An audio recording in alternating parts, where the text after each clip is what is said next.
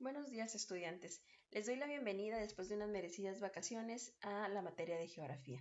El tema que miraremos el día de hoy son causas y consecuencias de los conflictos territoriales. Como una breve introducción, recordemos que el último tema que dimos fue la interculturalidad, o más bien su importancia.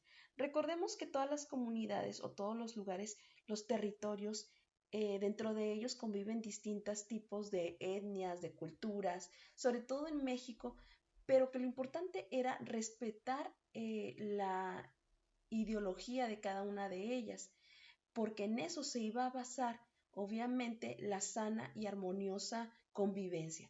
Sin embargo, en este tema vamos a analizar precisamente las causas y consecuencias de los conflictos territoriales que existen. Si bien es cierto, muchachos, eh, siempre cuando va a haber una comunidad conviviendo, van a existir conflictos. La primera actividad que van a realizar va a ser precisamente de la página 155. Vamos a analizar la gráfica 2.20 y vamos a contestar la pregunta A, B y C y D en el cuaderno. Conflictos territoriales. ¿Qué significa un conflicto? Bueno, es una situación de lucha entre individuos, grupos o países y también se puede definir como un desacuerdo, problema o enfrentamiento por diferencias sociales, políticas, económicas o culturales. Como mencionaba hace un momento, en todos los lugares donde esté un grupo de personas, por ende va a existir los conflictos. ¿Por qué? Porque no todos pensamos igual. Todos tenemos opiniones diferentes o perspectivas diferentes. Esto no quiere decir que exista el bien o el mal, simplemente existen distintos puntos de vista. Ahora, lo complicado es cómo vamos a resolver los conflictos, ¿sí? A continuación vamos a ver lo que es un conflicto territorial, que puede involucrar un país entero, una región, un estado, un municipio o una localidad, pero la materia que se dispute o que se esté conflictuando puede ser un bosque, un río, una calle, un terreno dentro de una ciudad o de un pueblo pequeño. Yo recuerdo mucho cuando era pequeña que en la colonia donde yo vivía existía un taller mecánico. El señor vivía en un callejón, entonces lo que él hizo es que terminó cerrando ese callejón, no podíamos pasar por ahí porque empezó a tener ahí los autos que arreglaba. A la colonia donde yo vivía ya nos comenzaba a generar conflicto porque el señor no permitía el paso, lo tenía totalmente cerrado. Y empezó un conflicto territorial donde las autoridades tuvieron que intervenir y era una calle, muchachos. O sea, es decir, cuando hablamos de un conflicto territorial, no es que te estés peleando por un país. Puede ser una calle, puede ser un bosque, puede ser un río, puede ser un terreno, ¿sí? Y se define como enfrentamiento entre personas, grupos o países con diferentes posturas, obviamente generalmente opuestas sobre un tema determinado.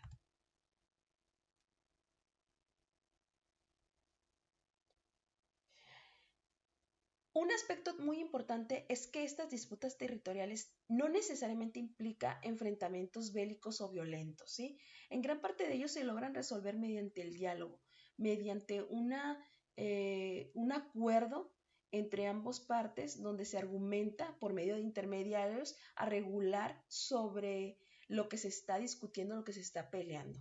Recuerden una frase muy importante que es de Gandhi que dice, no hay camino para la paz es el camino. La segunda actividad que ustedes van a realizar viene en la página 155. Viene una tabla de conflictos internacionales pendientes de resolución presentados ante la Corte Internacional de Justicia del 2016. Viene el conflicto y viene quien demanda y el demandado. Ustedes van a analizar esa tabla y van a contestar las preguntas del inciso A y el inciso B en el cuaderno. Los conflictos territoriales a escalas locales. Vamos a poner de ejemplo un aspecto ambiental. ¿Sí? Vamos a decir quiénes son los generadores, los reguladores y los iniciadores. Los generadores son el grupo, persona o empresa que sus actividades dañen o amenacen el ambiente de una comunidad. Los reguladores son todas las autoridades que deberán de poner o ser mediadores entre la comunidad y la empresa o el grupo que está haciendo el daño. Y los iniciadores, que es la población afectada directamente que puede ser un agente externo como organizaciones no gubernamentales. La tercera actividad es la página 157. Ustedes van a hacer la lectura de este texto y van a contestar los incisos A, B y C. Ok, ya miramos las causas, lo que puede generar los conflictos territoriales, que normalmente es porque están peleando algún territorio, que puede ser un bosque, puede ser un río, pero que también puede ser en una escala pequeña, que puede ser una calle, puede ser un terreno. Ahora, vamos a hablar sobre las consecuencias de estos conflictos territoriales.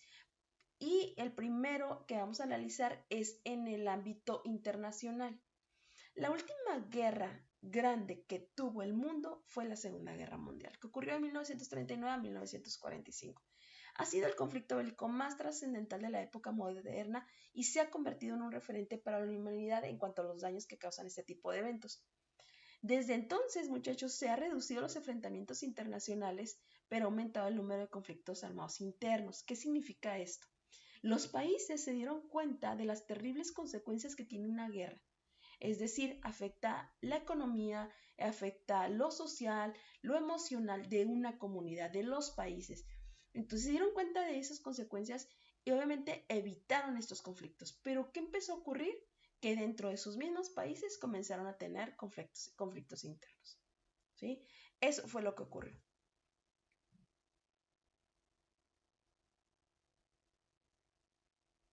Ok, una de las consecuencias más graves de los conflictos bélicos es la migración forzada. Esto lo miramos en el tema precisamente de migración. Cuando en ciertos países entran en guerra o en conflictos internos, por ejemplo en el caso de Siria, ¿qué es lo que se hace? Las personas se van a lugares seguros. Es decir, lo hablamos mucho, la gente no sale de sus países de origen nada más porque sí. Siempre hay una causa y la causa por los conflictos bélicos ha sido una de las consecuencias en los últimos años más fuerte.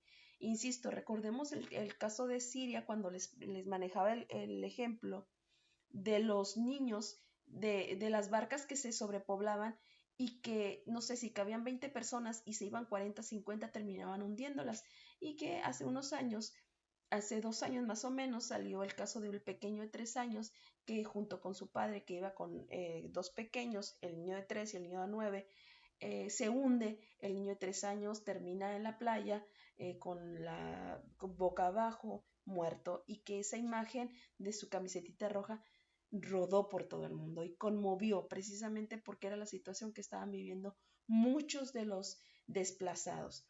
Y obviamente muchos países hace menos de un mes mirábamos que Grecia estaba cerrando sus fronteras porque ya no tenían cabida para más refugiados. Y no es que no tuvieran la intención de recibirlos, ya no caben literalmente. Es decir, su sistema de salud estaba colapsando, la seguridad ya no alcanzaba, no tenían cómo ofrecer la educación. Entonces, esta ha sido una de las consecuencias más terribles que ha tenido las guerras.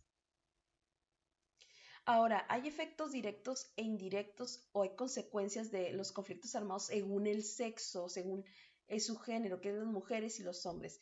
A los hombres tienen mayormente índices de mortalidad en los combates. También tienen mayor probabilidades de detención o desaparición, mayor violencia, es decir, matanzas, mayor índice de discapacidad por lesiones. Recordamos cuántos veteranos Estados Unidos tiene de guerra que tienen lesiones emocionales y físicas y que muchos de ellos viven en la calle. Los efectos indirectos, pues, es el riesgo de que participen en actividades delictivas y mayor prevalencia en otras formas de violencia, sobre todo en la doméstica. Muchos de los que fueron soldados de guerras en Estados Unidos han sido acusados precisamente de ser violentos. ¿Por qué? Porque es una consecuencia psicológica que les deja. A las mujeres, en cambio, hay mayor probabilidad de convertirse en desplazadas internas y refugiadas. La violencia por razones de género, es decir, son violadas, trata de personas, prostitución, embarazos, matrimonios forzados. Y en efectos indirectos, pues mayor participación económica de la mujer por el cambio de roles durante el conflicto. Esto ocurrió, por ejemplo, en la Revolución Mexicana. Los hombres se fueron a luchar, las mujeres se quedaron al frente del hogar, y fue cuando precisamente se dio el fenómeno de que las mujeres comenzaban a trabajar. ¿Por qué? Porque el esposo se había ido, y ya no, muchos no regresaron. Otro de los ejemplos es cuando se construyen los ferrocarriles en México, que se vienen al norte los esposos a trabajar, e igual cambia el rol de la mujer. Muchos de ellos se quedan en el norte y no regresan con sus amigas. También vienen los problemas de salud reproductiva, mayor incidencia de violencia doméstica, posibilidades de una mayor participación política, alteración de participaciones en el mercado de trabajo por la muerte de familiares. Ok, escala local, es decir, a escala más pequeña, ¿qué consecuencias tienen estos conflictos? Bueno, las causas ya sabemos, son la desigualdad, la pobreza, las diferencias étnicas. Obviamente también influye el ánimo de grupos rebeldes por ejercer el control sobre algunas actividades económicas. ¿Qué consecuencias trae? Si es por disputa de linderos, o sea, de terrenos, las consecuencias o por los límites, ¿sí? Los límites territoriales, pues las consecuencias son económicas, culturales, sociales y electorales. Por ejemplo, en eso, Chiapas está peleando creo que 12 municipios de Oaxaca, que son pueblos que le pertenecen territorialmente, pero Chiapas los está peleando. ¿En qué afecta? Afecta que si Chiapas los recupera o los adquiere, los añade a Chiapas, hay un presupuesto federal que les dan a todos los estados dependiendo de los municipios y de la población que tiene. Entonces, si esa población se va para Chiapas, obviamente los recursos van a ser menores para Oaxaca. Por eso es que a Oaxaca no le conviene soltar a esos 15 municipios. ¿Por qué? Porque van a tener consecuencias económicas. En los conflictos ambientales, los efectos pueden ser directos a la naturaleza por la contaminación o por la pérdida de un recurso, o la población por los problemas de salud que ocasiona, y la economía por la pérdida de viviendas y bienes. Recordemos que Mexicali está pasando ahorita por un conflicto ambiental, que es precisamente la de esta empresa cervecera que se quiere instalar aquí. ¿Qué actividad van a hacer, chicos? Además de las páginas y los incisos que tienen que responder en su cuaderno, van a hacer una actividad donde ahorita les voy a adjuntar un documento de la información de 9 conflictos territoriales. En cada conflicto estará el nombre de cada integrante del salón. Son 9 y ustedes son alrededor de 17, 18 estudiantes. Obviamente se van a repetir, es decir, les va a tocar a 2 personas el mismo conflicto. No significa que va a ser en equipo, significa que cada quien va a preparar su información individual. Obviamente pueden investigar más si así lo desean, y harán un video de entre 2 a 3 minutos como máximo sobre el tema que se les asignó. ¿Qué criterios voy a evaluar del video? Cada estudiante deberá aparecer en él, al igual que su voz. No puede ser distorsionada. No debe pronunciarse ninguna palabra altisonante, grosería o vulgaridad. El contenido de la exposición debe ser el indicado basándose en fuentes de información confiables. No Wikipedia, no el Rincón del Vago, y deben de ser, obviamente, fuentes de información veraces, verídicas, confiables. Al terminar de grabar su actividad, la subirán a la plataforma. Deberán de estar atentos a las observaciones que les haga, las cuales serán realizadas entre martes y miércoles después de subirla, porque recuerden que pues calificó a 3 primeros. Adjuntarán las preguntas de la página 154 y de las demás que les acabo de mencionar en fotografía. Bueno, chicos, pues muchas gracias. Espero que les haya gustado este video. Si tienen alguna pregunta, no duden en comunicarse.